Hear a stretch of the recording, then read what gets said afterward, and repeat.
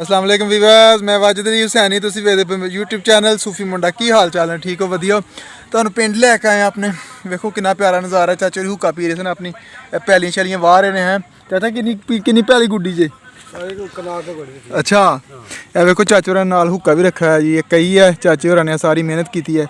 नाल हुक्का रखा हुआ है जनाब, हुक्का झारी पी रहे ने। हाँ जी, ये वेखो पिंड का माहौल किन्ना। जामनू के बूटे ने, वो परे सामने नदी है। इस तू पार न परली साइड ते नदी है एक ना, करीर नाला करीर कहते हैं। वो सामने बच्चे नहा रहे नाल। बड़ा प्यारा माहौल है सामने। नाल लोग अपने जानवर चलाते पे ने, बकरियां भेडां गावां। और नाले सारा इधर ना वो चाचे होरां दी मंजी है, नाल कमाद राया है सारा। यह सारा कमाद है, थोम लग रहा है। मंजी जनाब डाई हुई है चाचे होरां ने। यह सारी इन्होंने मेहनत की है, मैं तुहानू दिखावां। कई दे नाल सारा काम किया इन्होंने। वेखो माशाल्लाह 80 साल उम्र है चाचे होरां दी है। ते देखो मेहनत किन्नी करते हैं।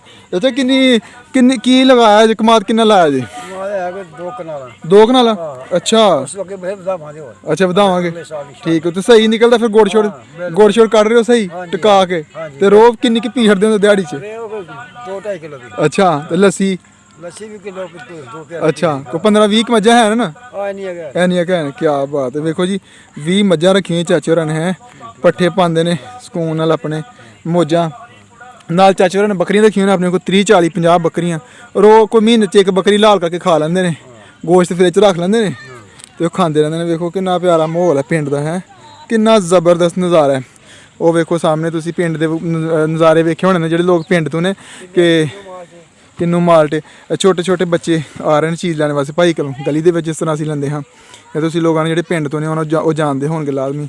तो सामने छाबड़ी फरोश एक आया मरूंडा वगैरह बेचने वास्ते। ते ओह् जनाब देखो बच्चे आए हुए ने लैने वास्ते। किन्ना ज़बरदस्त माहौल है।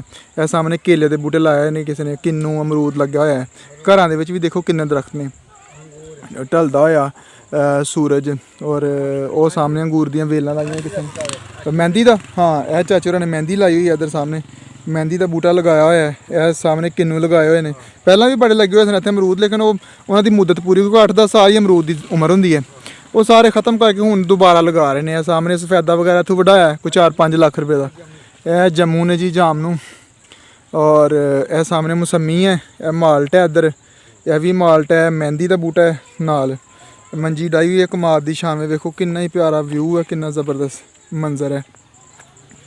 मंजी लैके आना, मेरा दिल कर रहा इत्थे बैठने नूं अज ना। तुहानूं विखाइए वो सामने थोम लगा रही भैनां साड़ियां। उधर असीं कैमरा नहीं मारदे। ते बाकी हुक्का पी रहे हैं। हुक्का पीन की भी अपनी चस है वैसे भी। बड़ा मज़ा आता हुक्का पीने। तुहानूं सूटा ला के विखाइए। आहा हा हा, क्या बात है जी। है चाचा हुक्के की अपनी मौज है। बड़ा मज़ा आता है। अज तो कोई 8-10 साल पहला कम करते नहीं है वैसे ज़्यादा पिंड। हूँ तो खैर कम करना छड़ दिता ना, कोई खास नहीं मुलाजमत वगैरह। हाँ जी, तो कम करने वास्ते शहर जाना पैंदा है मुआश की तलाश के विच। इस वास्ते हुण कम शम जरा जिमीदारा थोड़ा घट्ट करने। तो चाचे होरी साडे अजे भी जिमीदार और साइकिल चलाते हैं। कोई 40-50 किलोमीटर है चाचा, इस तरह कोई 40-50 किलोमीटर तक साइकिल सकून नाल चला सकते हैं अजे भी। कोई 70-80 किलोमीटर यानी कि आन जान का सफर होए। असीं कोई 4 साल पहलां दी गल है जी, फाजिलपुर गए हैं। इत्थों कोई शकरगढ़ करतारपुर वाली साइड ते ना कोई 40 किलोमीटर इत्थों। असीं गड्डियां ते सन, मोटरसाइकिल ते चाचे होरी साइकिल ते सन। ते एक जनाजे ते गए हुए सन। ते जनाब जेह्ड़े मोटरसाइकिल वाले से पिछे रह गए। ते चाचे होरी सब तो पहला पिंड उप्पड़े हुए सन। ऐनी माशाल्लाह अजें भी साइकिल है चाचा अजें भी चलाते हो साइकिल टिका के? अच्छा, क्या बात है। तो पूरी स्पीड नाल साइकिल चलाते फिर कोई 70-80 की स्पीड ते। बड़ा प्यारा माहौल है, बड़ा ज़बरदस्त है।